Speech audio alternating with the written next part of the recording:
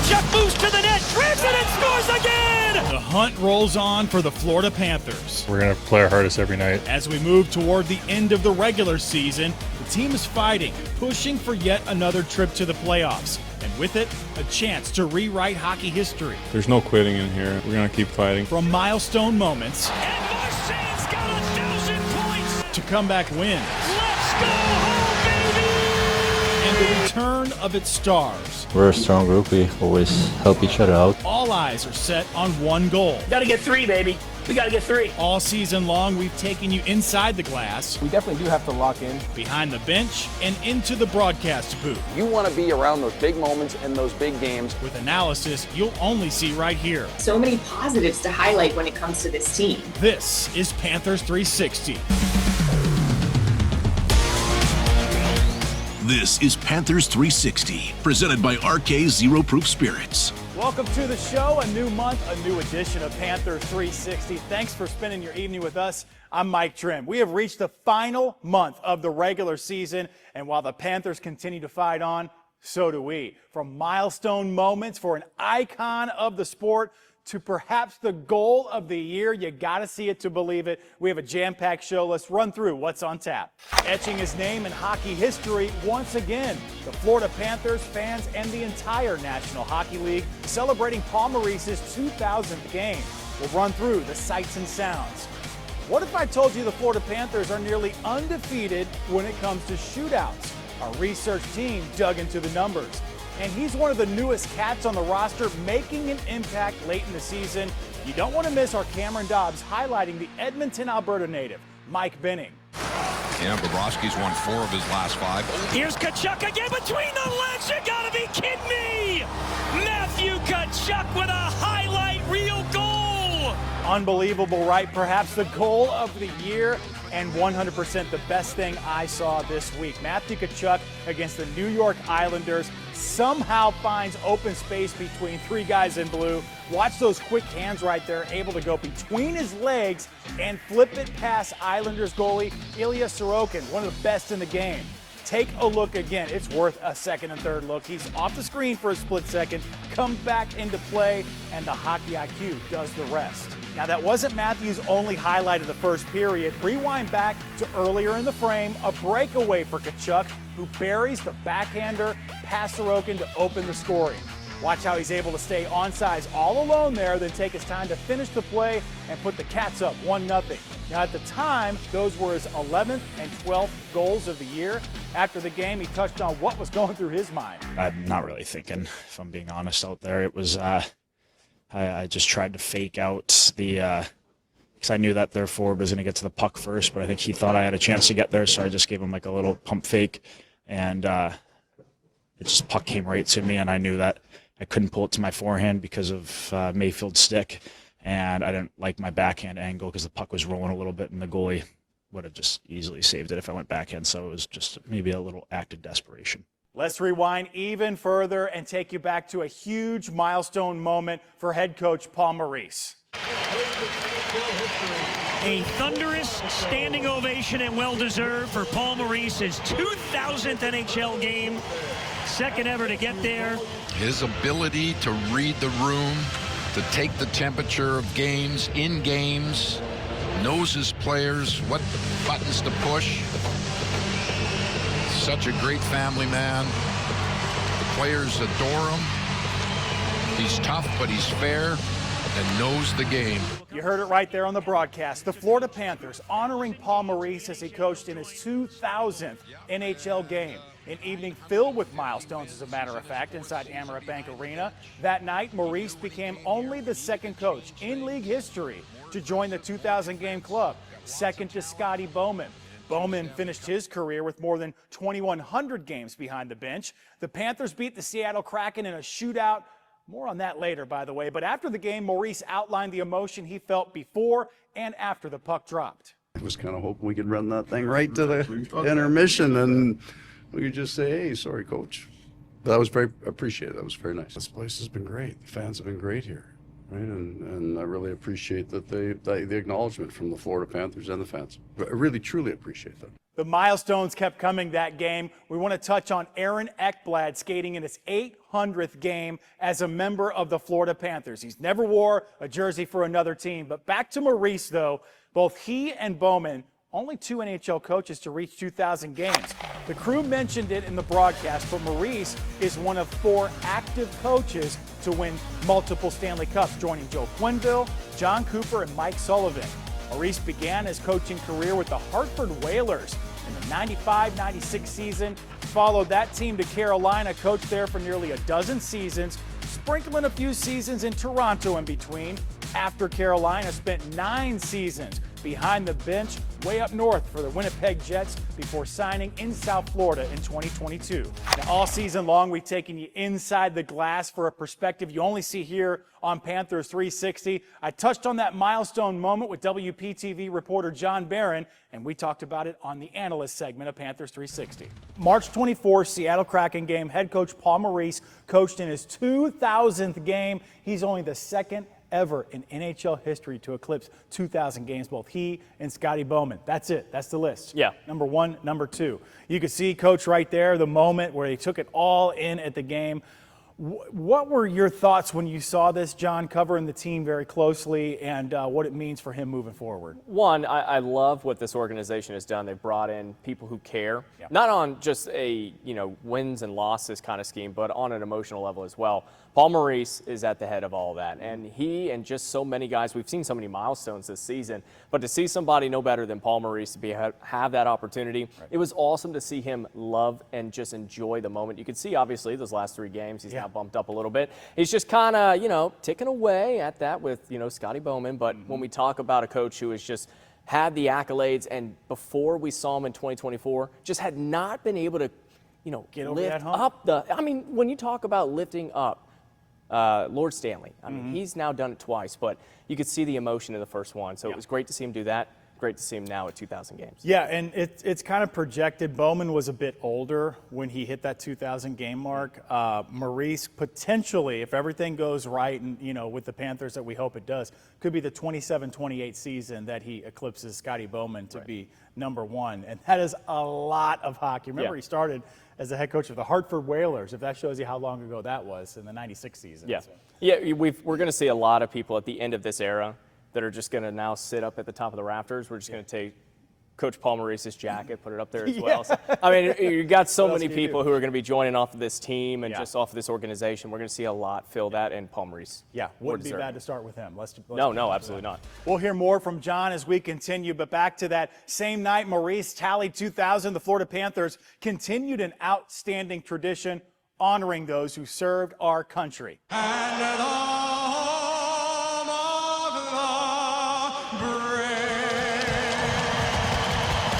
That's U.S. Army and World War II veteran George Peck.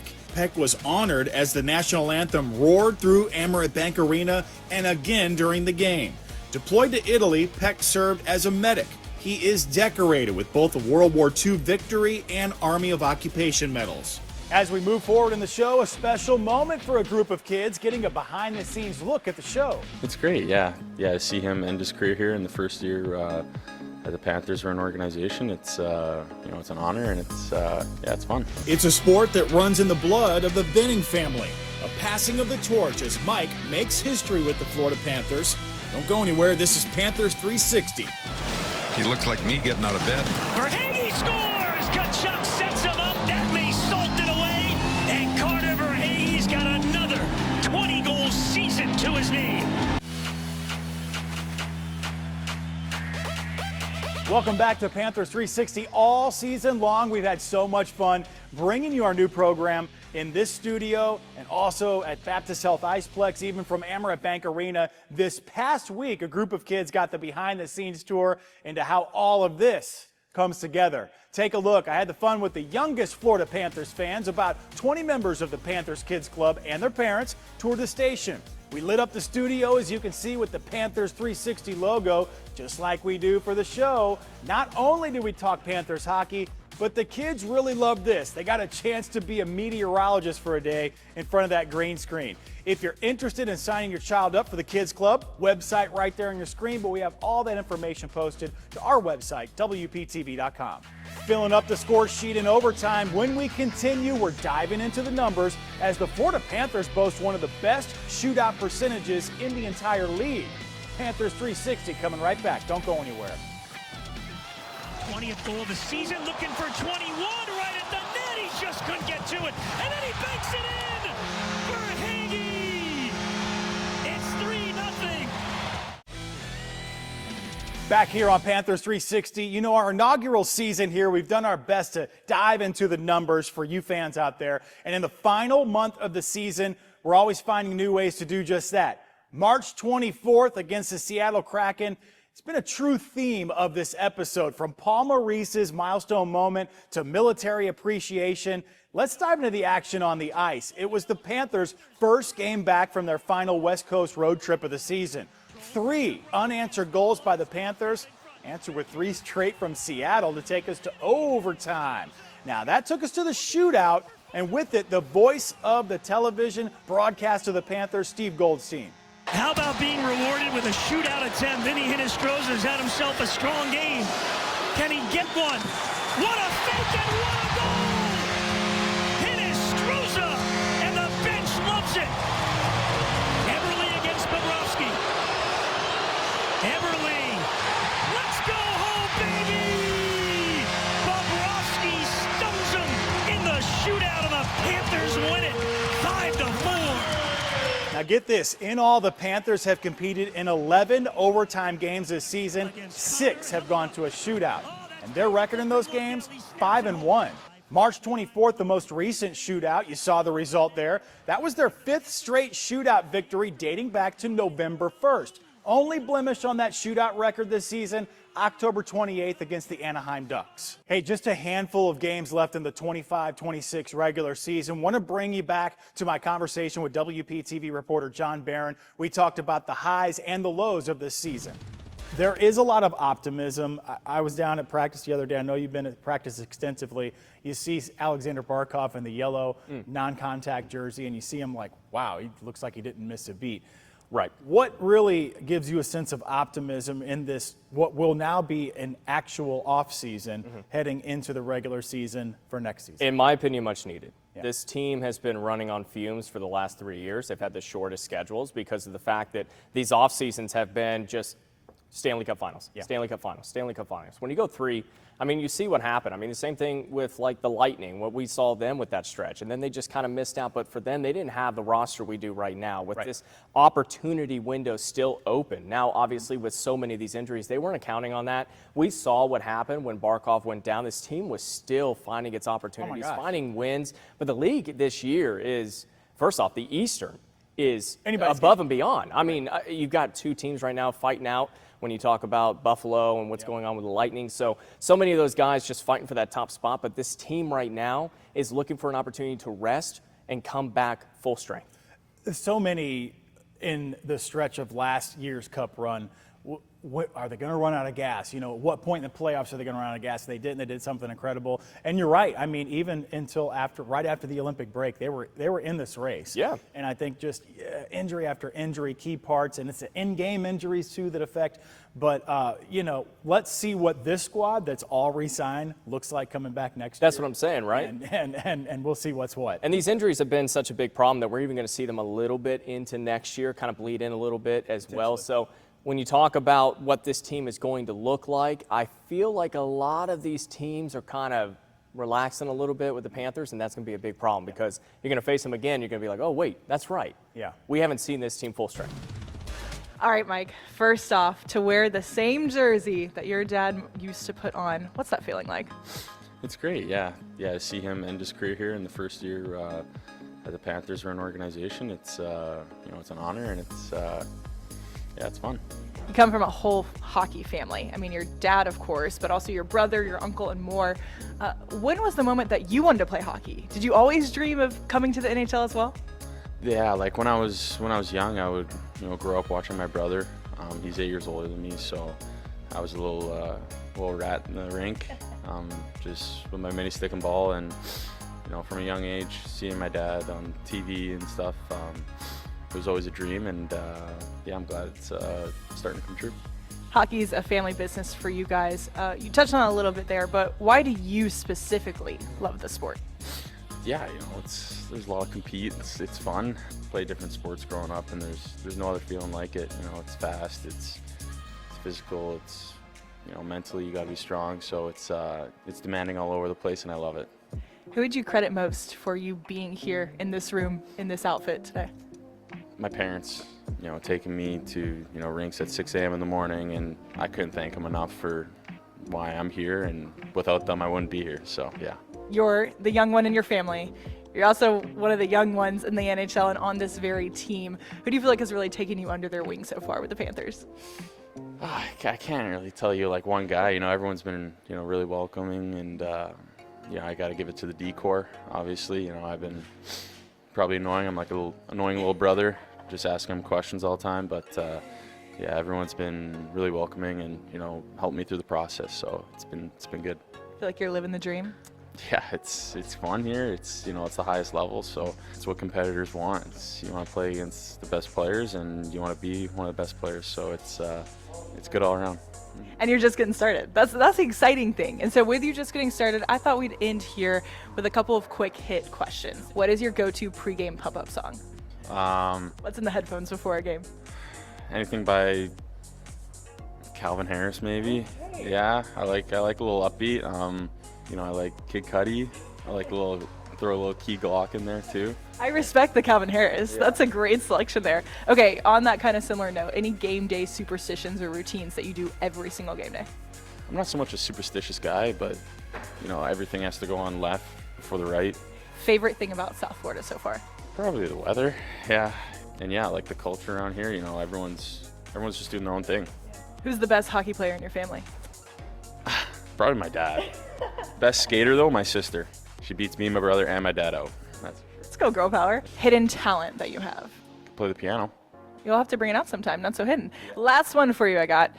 Favorite thing to do outside of hockey? Easy one to say is golf. Love golf, but you know, in the summertime, love going on the water, love water skiing. So yeah, probably that. We're excited to have you here in South Florida, both for the fun water skiing, but also for the play on the ice. Go Cats! Go Cats! Yeah, thank you. That was Cameron Dobbs with the story. You know, down the stretch, every game so pivotal, especially in the Eastern Conference this season. Second place and sixth place with the wild card standing separated by less than 8 points. One team's holding steady in the Atlantic Division, and that's the Montreal Canadiens. This past weekend, a milestone for young defenseman Lane Hutson. Against the Carolina Hurricanes Sunday, Hudson recorded his 61st and 62nd assist of the season. That career-high statistic moved Hudson to the third most in a season by a Canadiens D-man. It took Hudson 157 games to reach 30 career multi-assist games, and that's the most all-time by a defenseman. Previous mark set by longtime New York Islander Dennis Potvin, who did so in 177 games. And speaking of those Islanders, let's take you to Sunday afternoon for the 52nd time, the annual FDNY NYPD charity hockey game, taking place this year at UBS Arena, the home of the New York Islanders. These pictures, courtesy of both NYPD and FDNY on X. The boys in blue coming away with this victory 3-2, and that was their first win in nearly a decade. And here comes Bobrovsky all the way down the ice. Look out! Oh, here we go! Drops the mitts. Bobrovsky goes after Nedeljkovic. Oh, yeah! Sergei Bobrovsky came 200 feet to throw punches with Alex Nedeljkovic. Wow! You're back with us on Panthers 360. Each week on the show, we love to highlight the roots of your very own Panthers, their hometown. Why not keep the theme of head coach Paul Maurice? It's been a celebration of his 2000th game, hasn't it? Well, Maurice hails from Sault Ste. Marie, Ontario, Canada, just north of the U.S. border, near 3 of the Great Lakes. City's often referred to as the Sioux. Diving into the sport of hockey there, the Sault Ste. Marie Greyhounds, they've been around since 1919. Many famous hockey players have played for the Greyhounds, including the great one, Wayne Gretzky, and John Van Beesbrook. Let's revisit Maurice's comments about his 2000th game, where he highlights his roots in his own words. There's two guys at the very start of my NHL career. One was Jim Rutherford, and I got to spend an hour with him when we were in Vancouver, and that was wonderful. The other was Paul Holmgren. He was the coach that I replaced. And Paul was really, really good to me. He's the guy that was probably the tipping point, because I had turned the job down 3 times because I knew I wasn't ready, and I ran into him in the underground parking lot. He was an intimidating man. Anyway, he was the guy that said, "Hey kid, if they give you the job, take it, because you never know if you're going to get another chance." I grew up watching the Montreal Canadiens and Scotty Bowman as a young coach. That's a whole different world from a kid from the Sioux. The National Hockey League is a dream. It's you know, and that was true in my early 20s at that point. Major junior hockey was probably all I had thought about, if I could be a good coach there. And then life happens to you, and the next thing you know, you've got a couple thousand games in. And hey, we know you diehard fans can't wait to see what this team accomplishes in the future, this core right here. But before we close things out, we want to revisit this week in Panthers history. We love to do that every week here, taking you back to April 5th, 2018. It's someone we've discussed a ton this season, number 1, Roberto Luongo. It was on that day Luongo played his 1,000th NHL game. If you see the theme here, at the time, Luongo became the 3rd goaltender in league history to reach that 1 grand mark. The Panthers defeated the Boston Bruins that night 3-2. Since then, 4 goalies have reached 1,000 or more games. Luongo, Martin Brodeur, Patrick Roy, and Marc-Andre Fleury. Jonathan Quick, Sergei Bobrovsky, they are the only active players to reach 800 or more. Another piece of history, March 24th, 2024, Sam Reinhart became the second 50-goal scorer in Florida Panthers history. Finished that campaign with 57.